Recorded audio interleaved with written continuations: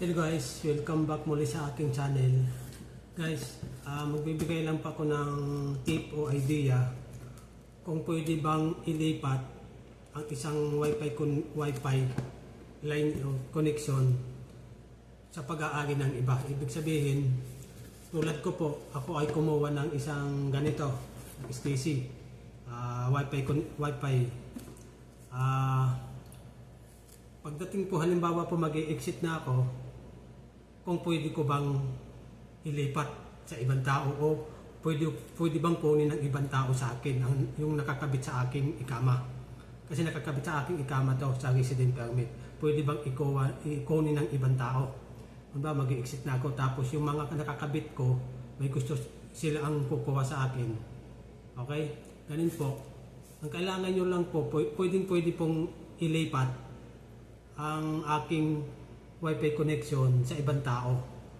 Kailangan lang po magsama kayo sa pinaka main branch. Pupunta po kayo pareho doon para po i-ano sa system at ilipat sa pangalan niya yung sasalo sa iyong connection sa inyong wifi. Kasi nga mag-exit ka na at ibibigay mo na sa iba o kaya kukunin ng iba na para hindi na po sila kumuha ng iba. Kasi nga po, bakit na lang kukunin nila yung akin? Bakit?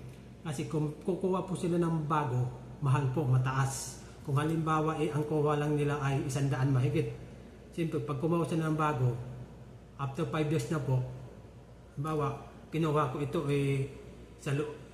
kinuha ko ito dati pa. Ngayon, lumipat ng ilang taon, naging 3 taon, 5 taon. Siyempre, mataas ng kuha mong bagong connection, bagong wifi. Kailangan po, ipasasalo mo na lang, kukunin ko na lang para magka-idea din po kayo yung mga OFW na nandito po sa Saudi Arabia na gusto nyo may mag-exit, saluhin nyo na lang po yung wifi nila.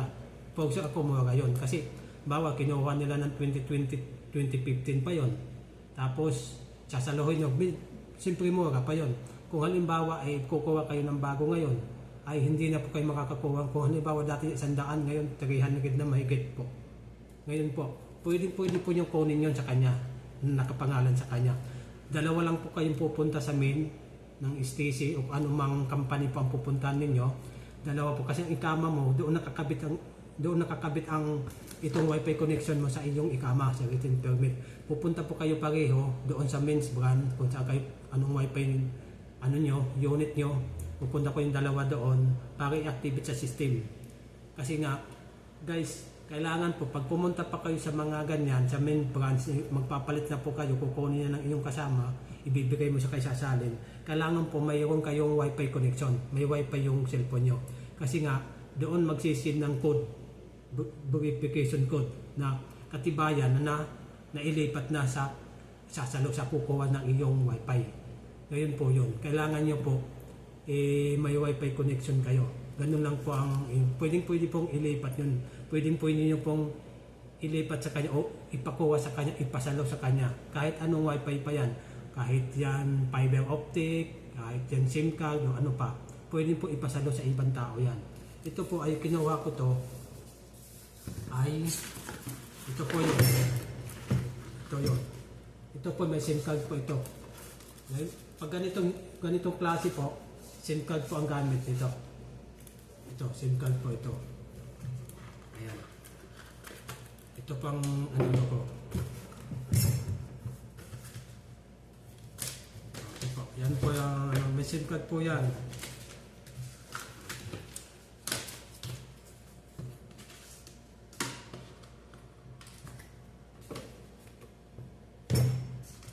Pag ganito pong klase, may ano yan, may SIM card po ang gamit yan. Pero yung iba po, naka-wiring lang pa. Yung fiber optic naka-wiring. Ganyan po.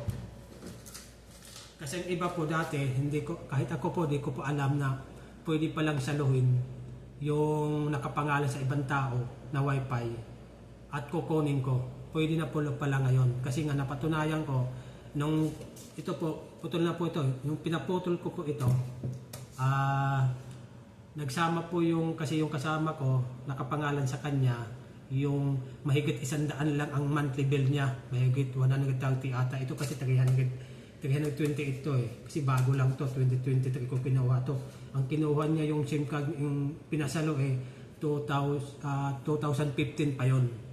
Ngayon, nagsama kaming tatlo doon, yung babae po, kasama namin kaibigan, kasi nag-exit yung kasama ko, ay nakapangalan sa kanya yung wifi na yon, yung ginagamit ng iba. Nagpunta po silang dalawa doon, pinapangalan, pina-activate, tapos nag-send doon sa verification sa number ng kasama ko, sa yung sumalo, yung kumuha. Kasi nakapangalan po sa dati pa eh.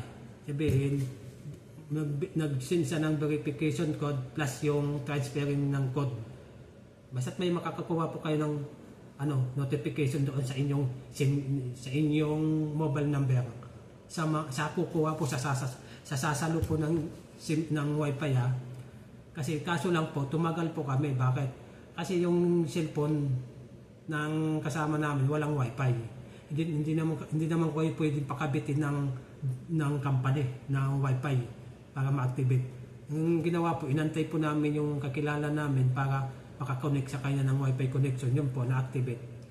Madali lang po basta mayroon kayong yung wifi connection yung inyong cellphone bago kayo pumunta doon para masindingan ng inyong notification na katibayan yung transfer ang new account na sabihin nakuha mo na nakuha mo na yung wifi doon sa iyong kaibigan na nakapangalan kasi ibibigay mo yung ikama number, ibibigay na sa iyo na yon. Hindi na magpapakita yung may hawak na original ng wifi connection, yung sasalo na yung paglilipatan o yung kukuha na ang magpapakita lang ng ikama.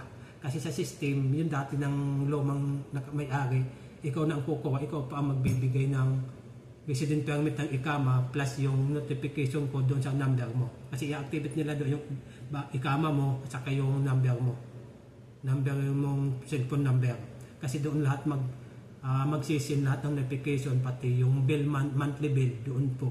Kasi yung dati po, nakapangalan po doon sa kasama ko, pero dito siya sa nakakabit. Kasi nagkahiwalay ng kwarto, ng room. Kasi nga, sa kasama ko nagsisin ng notification na may monthly bill, may bill na naman kayo sa buwan na ito, sa kasama ko nagsisin. Kaya nalalaman ng kasama ko kasi sinasabi doon na nagsin na ng parang ganon. Kaya nung nung nag-exit yung kasama ko, nailipat muna bago yung mag-exit yung kasama ko kasi nagsama muna sila doon sa pinaka-means na Stacy. Ngayon lang po. Kasi iba kasi di alam na pwede palang ilipat. Pwede pala. Kasi napatunayan ko na po na yun na nga nasalo ng kasama ko yung lumang wifi niya. Napakamura po yung wifi niya na sinalo. Kasi 2015 pa yung kinuha, 100 lang po mahigit. Mura po, 155 ata, 160 ganyan. Pero ilan naman po sila doon naghahati-hati, 3 family ata po sila. SIM card lang po. Hindi katulad dito, kinuha ko 2022, 300 po, mahigit. 329. Pag sa panahon po ngayon, mahal na po ito.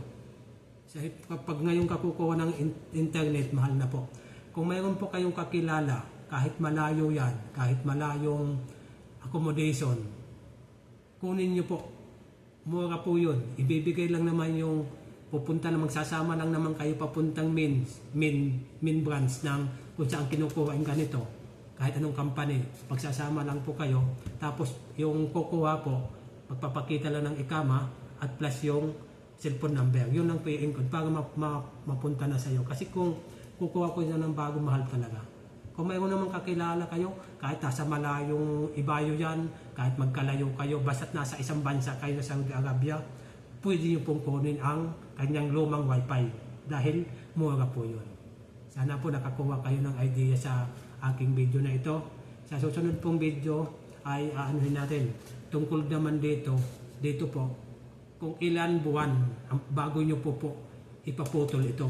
Kasi kung wala pa sa tamang buwan, magbabayad po kayo. Kailangan nyo pa dapat ipaputol to at para wala kayong bayaran. Ito po, may kontrata po ito. See you po next video. Thank you for watching.